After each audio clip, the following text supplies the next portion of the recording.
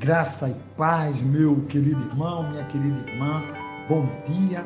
Vamos dar continuidade à leitura do livro Nas Dores Também Brotam as Mais Lindas Flores. Hoje a gente vai estar no capítulo 2. O mal sempre será dissipado em Deus. Quando os homens mal avançaram contra mim para destruir-me, eles, meus inimigos e meus adversários, é que tropeçarão e cairão. Salmo 27, verso 2. Nesse momento, eu já tinha caído, já estava com o fêmur quebrado e agora aguardando a chegada do SAMU. Assim o SAMU chega. Então, a gente, depois que chegou, o SAMU me coloca o SAMU, o rapaz, Rocinho, todo mundo ajudando, me colocaram numa maca e a gente percebe que a maca não passava pela porta. Olha, para passar foi um trabalho imenso, né? Começamos uma luta. Tinha Manuel e Natália que ficaram marcados no meu coração. Mais uma vez, Deus entrou com providência e derramou sabedoria da sua graça em nós. E decidimos ir por partes. Seria muito trabalhoso, porém nada é impossível para o nosso Deus e Pai. Foram momentos tensos, de muito esforço físico por parte de todos que ali estavam. Rocinho, o vigia do condomínio, Manuel, todos, enfim. Mas teve até um momento interessante que o seu Manuel, né, o rapaz da Samuel, ele perguntou: quantos quilos você pesa? Na época eu pesava 85 quilos mais ou menos. Eu disse 85. E ele disse: não pode ser, o senhor é muito pesado. Meu irmão, ele transpirava muito, por causa, achava que eu tinha muito peso. E aí Rocinho não ia perder, né? E aí disse logo: olha, ele tem mais do que 90. Então foi um momento que a gente descontraiu. No reino espiritual, eu creio que estava sendo travada uma luta.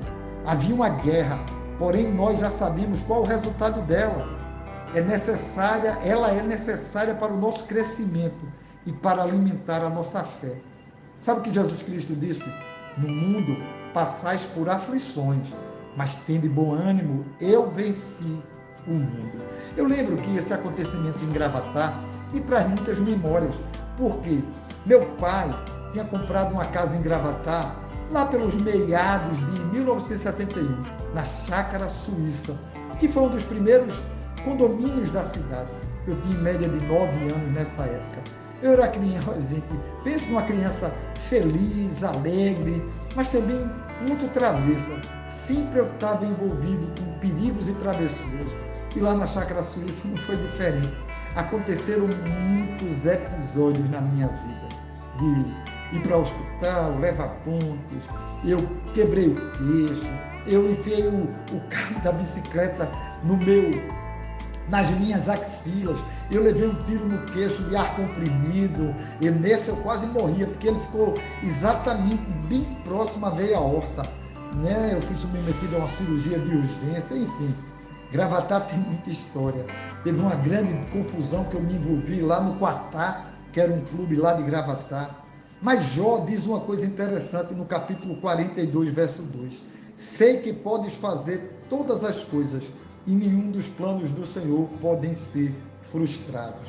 Deus já tinha um plano na minha vida. Mesmo em meio a todas essas situações adversas na minha vida, Deus já tinha um plano na minha vida. Quando a gente chegou no hospital, teve um momento muito interessante. Lá no hospital mesmo de Gravatá, um médico plantonista, né, um jovem simpático, brincalhão, ele tentou me descontrair, ele viu que eu estava tenso. Aí ele começou a falar algumas coisas engraçadas. Dentre elas, ele perguntou assim: qual é o time que você torce? Né? E eu disse: olha, eu torço pelo time que o senhor torcer. E ele perguntou: eu sou bonito? Eu digo: o senhor é o cara mais lindo do mundo. E todo mundo riu muito. Eu, numa situação daquela, ele ia cuidar de mim, eu ia colocar em risco a situação. Foi um momento de descontração. E aí fui levado para o raio-x. E aí foi quando a gente foi diagnosticado de uma vez por todas que eu tinha quebrado o fêmur. Mas aí eu me lembro aqui do Salmo 51, verso 17, que diz: sacrifícios agradáveis a Deus são o espírito quebrantado, o coração compungido e contrito, que Deus não desprezará. E foi assim que nós entramos, eu e Kátia, na presença de Deus. Nada pode abalar intermitentemente a um coração contrito no altar do Pai. Não tenha medo de pessoas ou situações que possam lhe afrontar a fé, porque a nossa fé é provada através de situações do cotidiano da vida, gente. A vida é uma grande escola e a nossa aprovação estará nas provações que acontecerão na própria vida. Logo, devemos encarar todas as situações como pertinentes ao nosso crescimento. Mas, querido, o entendimento da fé nos será melhor, com ele sendo através da leitura das Escrituras Sagradas. A palavra diz, a fé vem pelo ouvir, e ouvir exatamente a palavra de Deus. Como é feliz quem teme ao Senhor, que anda em seus caminhos. Você percebe, meu querido irmão, minha querida irmã, que nesse tempo que estava tudo acontecendo, eu e Cátia, em nenhum momento a gente perdeu a esperança e a fé. E eram momentos difíceis, locais difíceis. Quem já passou por hospitais públicos sabe como é difícil, apesar do esforço daqueles médicos, de enfermeiros, de trazer você uma certa qualidade. É difícil, porque eles não têm recursos necessários. E aqui eu me lembro novamente do Salmo 27, 2, que diz, quando homens maus avançarem contra mim para me destruir, eles, meus inimigos e meus adversários, é que tropeçarão e cairão. Queridos, Deus traz uma palavra forte para o meu e para o seu coração quando diz que a graça dele, ela nos basta.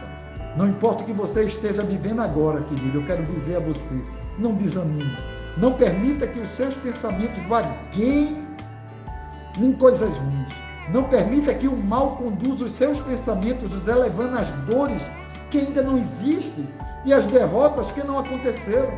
Eu gosto muito de uma música que é muito cantada e que é tirada de um lindo trecho da palavra de Deus, que se encontra no livro do profeta Abacuque, que diz, porque ainda que a figueira não floresça, nem haja fruto na vide, ainda que decepcione o produto da oliveira, e os campos não produzam mantimento, ainda que as ovelhas da malhada sejam arrebatadas, e nos currais não haja gado, todavia eu me alegrarei no Senhor, e exultarei no Deus da minha salvação.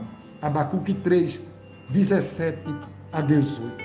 Não importa o que esteja acontecendo na sua vida, a expressão aqui é usada pelo profeta, ainda que, e aí eu digo a você, ainda que você não esteja prosperando, ainda que você ainda não veja a produção das coisas, ainda que você não esteja colhendo nada, ainda que a despensa esteja vazia, ainda que esteja tudo se acabando, ainda que a sua vida esteja minguando, todavia, meu filho, minha filha, nós devemos nos alegrar no Senhor e exaltar ao Deus da nossa salvação.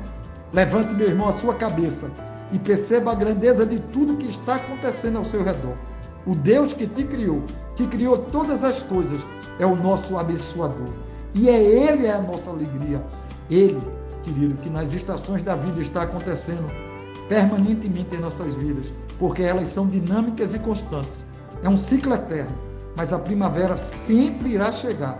Agora é comigo, meus filhos. Essa é a palavra de Deus. Eu preciso lhe usar, mas é você que não está percebendo, porque nas dores também brotam as mais lindas flores. Que Deus te abençoe, meu irmão, que Deus te abençoe, minha irmã. Amanhã teremos o capítulo 3 do livro. Lembre-se que eu estou lendo aqui um resumo muito resumido para que vocês possam ter uma ideia desse livro.